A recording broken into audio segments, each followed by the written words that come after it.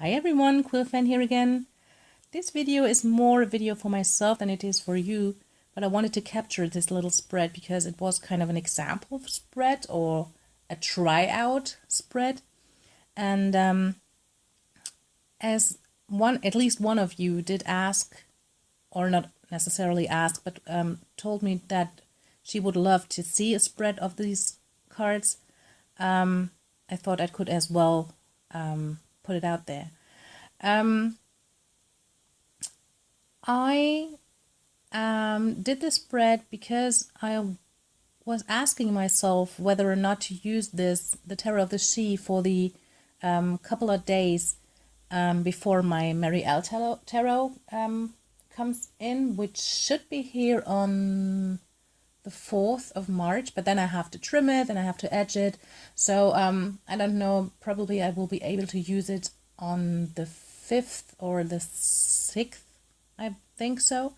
I have to work the weekend, so I'm not quite sure. But so I was thinking about using maybe the Tarot of the She for the first days of the challenge, of the Within Without Advice challenge that the Truth and Story and in the 78 cards, which are Kelly from the Truth and Story and Patrick J. Fogarty on Instagram, are doing in March. And I thought about using this deck for the first couple of days. So I asked for it to give me some example of what it would be like for us to work together, like with this spread. And these are the cards that came up for me. And I really had to love when I saw this one, because this is the only card that I really highly disliked in this deck. And of course it had to come up for my inner landscape. And this Malachite asked to be in this reading. Oh, and please excuse the setup, because I'm actually filming this with an unsteady hand sitting on my bed, because this is where I did this reading, and this is where I do quite a lot of my readings, and I simply did not see the point of taking the cards to a nicer surface and create a nicer setup right now, because this is it. This is where I usually lay down my cards. Not all the time, but a lot of the time. So you have to deal with this right now. So for the Within, I got the just before I go into the cards themselves, just I mean, look at this overall image. First of all, I love how these cards like correspond in colors. I mean, really look at these colors, how beautifully they're interconnected in the second card. So we have all the greens, we have the daylight in the first card, we have the greens in herself, we have the daylight coming up, so we have the rising sun in the second, but we also have these kind of these blue tones. This is in a cave, but we have these blue tones of the night sky, and we have the night sky in here. We also have the sun in here, so it really is kind of interconnecting purely visually, which I really love. And I really love that we have this theme of almost starting in both of the first cards. So we have this baby which is still nurtured in the first card, but it looks like it's almost fully grown, so it can kind of start its own journey. And in the second card we have the lady, which is, let's call her ripe. So she is so late in pregnancy. She's ready to give birth. I really love that we have, again, this interconnecting aspect in these first two cards. So like the overall visually effect of the spread is pretty strong and is pretty concise and consistent, and I really love that already.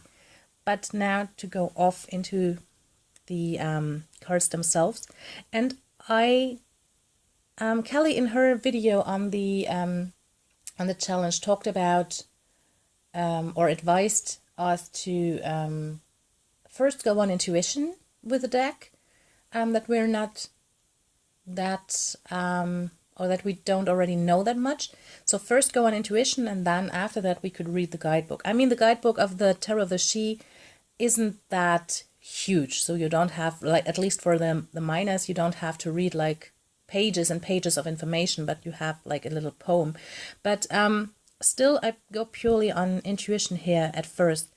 And this spread already lays down for, I looked at this spread for a couple of minutes already, and I tried to connect to the cards because, as you all know, if you saw my walkthrough of the deck, I really don't feel this card. I do now, because I had actually like two experiences with this card already. One wasn't that nice, and the other one that has to do with this spread right now is quite empowering. And sorry, I had to scratch my head. So let's just talk about the second one, because the first one isn't relevant for this spread. Come on, focus, please. Hello. Here we go. So I got the strong feeling with this card that this baby is quite comfortable in the position it is in, and it's not like really willing to leave this spot, although it is like ready to go, as I already said beforehand. And what I really loved and what really drew me in this time with this card is that this baby does have, let's see if the camera is picking it up at some point. Here we go. Now, don't lose it again. I don't know. I think you can see it now. It has acorns in his hand.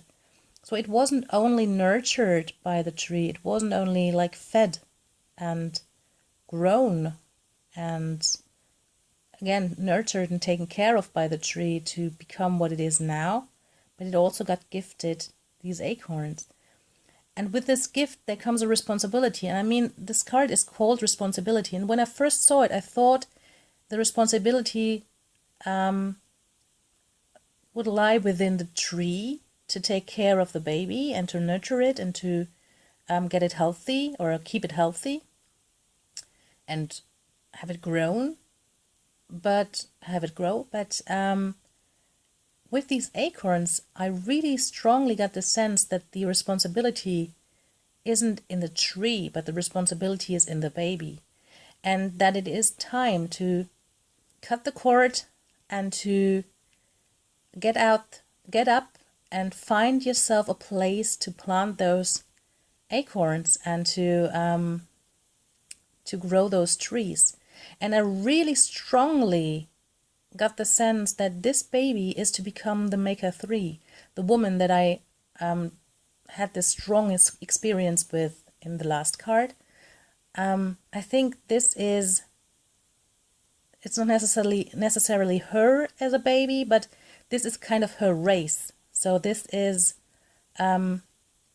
baby is to become a Maker 3, and its responsibility is to leave this comfortable place and to get up and to find the place where it can sow those or plant those acorns and grow those trees and leave it's his responsibility to grow like life trees and to grow like the world tree and to go on his journey.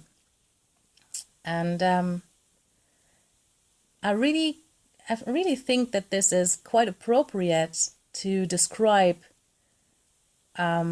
what this deck could do with my inner landscape. So it could awaken me, it could bring me on this journey, and it still gives me the responsibility to work with the gift that I got, to work with whatever comes up that need to be taken to the outside world. So to kind of give back. And so this is quite powerful, and I actually really like this image now. So again, this deck is quite surprising. For the outside world, or the outer realm, or the without, I got the Maker Princess, which would be like equivalent to the Page of Pentacles, if you want so. But I like to just take them for what they are. And I mean, look at her. Look at how lush this is. Look at all the crystals she managed to get. Look at how long her hair has grown. She's sitting on her own hair. So she there. I can talk. So she's in there for quite some time already. And she gathered all those crystals, and look at the stunning art she did to the ceiling of this cave.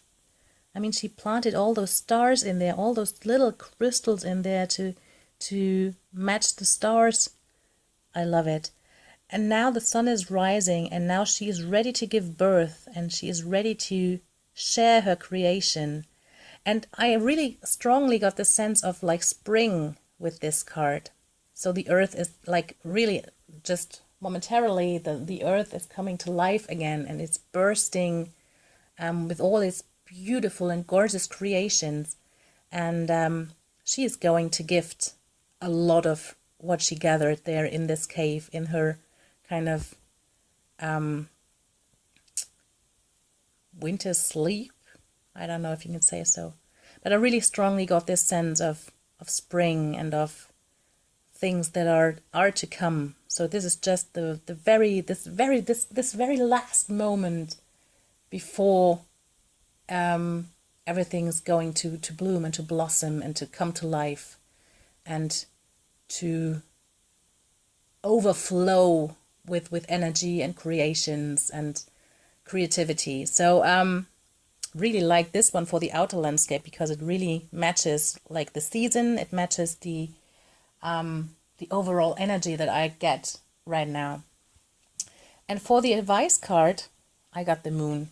And this card, I just love it. This is one of my absolute favorite cards because it is so rich in information. And you can get so much from this card. I mean, look at this pool, look at this waters. I really got the sense that this water come like from the stream of the High Priestess. So this is so appropriate for a dig deep challenge. This is so appropriate for diving in the waters of the High Priestess. I mean, what? This is, this blew my mind, because it is up to me. Like, you have this human figure. So obviously I am a human, and so I kind of relate to her.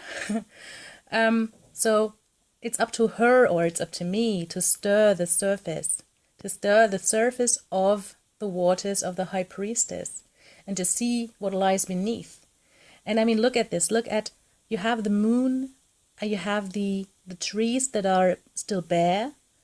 But look what is in the reflection in the water. You have the reflection of her being a she, or being a fae, or being my little alien, whatever it is. So being something else. You have the sun that is reflected instead of the moon. And you have the trees in blossom, or all green down there. And you have a whole bunch of, let's call them people, let's call them energies or souls or fragments or just things to learn down there. And what I get from this card is a very strong sense of longing. So when I first saw this card, and it still hasn't changed, I really got this sense of longing to touch the surface and to see what happens, and to kind of, a bit like, I don't know, I love Harry Potter, and I don't know why I come up with it right now, but in the Harry Potter movies or in the books, you have the Pensieves, where he has to stick his head through the surface into this kind of water. It's not really water, but into this fluid, into this liquid, and he falls into those memories.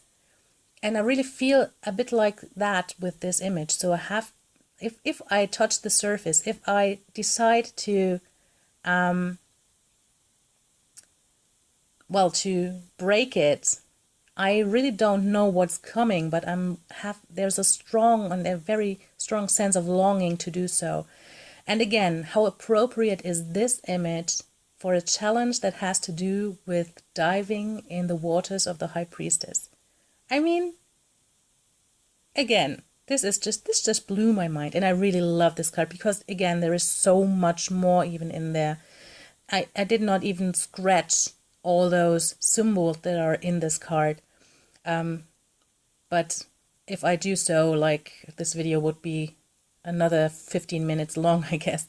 So, I mean, overall, if we can kind of capture the essence of this spread, is that if I use this deck for this challenge, I will find like the need, or I will be kind of pushed or nudged to get up there and find whatever I need to plant in the outside world, and to do so and to go on this journey.